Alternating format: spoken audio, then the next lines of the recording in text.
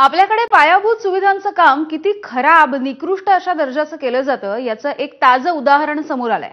नागपूर मुंबई समृद्धी महामार्गाच्या शेवटच्या टप्प्याचं लोकार्पण 5 जून रोजी मोठ्या गाजावाजा करून करण्यात आलं। मात्र अवघ्या 18 दिवसांमध्ये या पट्ट्यात शहापूर जवळ भले मोठे खड्डे पडलेत। इथे वेग मर्यादा ताशी 120 किलोमीटर इतकी आहे। या वेगाने जर गाडी खड्ड्यात आदळली तर भीषण अपघात होऊ शकतो। इतक्या निकृष्ट दर्जाच्या कामांची बिलं पासच कशी होतात हा मूळ प्रश्न आहे। दरम्यान काही ठिकाणी खड्डे बुजवण्याचं काम सध्या सुरू करण्यात आलं आणि इथलाही आढावा घेतलाय आमच्या प्रतिनिधींनी।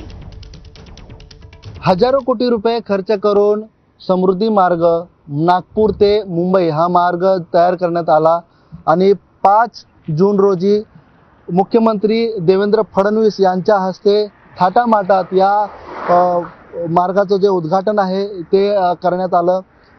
हिंदुहृदय सम्राट बाळासाहेब ठाकरे समृद्धी मार्ग या मार्गावरती आपण जर बघितलं तर आता या ठिकाणी शहापूरच्या भागामध्ये आपण आहोत आणि या ठिकाणी आपण जर बघितलं तर एक जीवघेणा खड्डा या ठिकाणी पडलेला आहे आणि त्यामुळे एखादा अपघात होण्याची शक्यता आहे। कारण या मार्गावर जवळपास 80 किलोमीटर ते 100 किलोमीटर पर्यंत वाहनांच्या जे गती आहेत आणि त्यामुळे एखाद्या अशा खड्ड्यांवरती जर एखाद्याची गाडी आदळली किंवा टायर गेला तर गाडी अनबॅलन्स होऊन ती पुढे अपघातग्रस्त होऊ शकते। त्यामुळे नागरिकांच्या जीवाशी खेळ या ठिकाणी सुरू आहे। विशेषतः लवकरात लवकर हे जे खड्डे आहेत ते लवकर बुजवले गेलेत पाहिजे, त्या ठिकाणी मास्टिक केलं गेलं पाहिजे। आणि आपण जर बघितलं तर हा खड्डा एका ठिकाणी नाही आहे तर असे खड्डे काही ठिकाणी अजून पडलेले आहेत आणि त्यामुळे हे खड्डे लवकरात लवकर बुजवले गेले पाहिजे असे स्थानिकांची मागणी आहे, वाहन चालकांची मागणी आहे।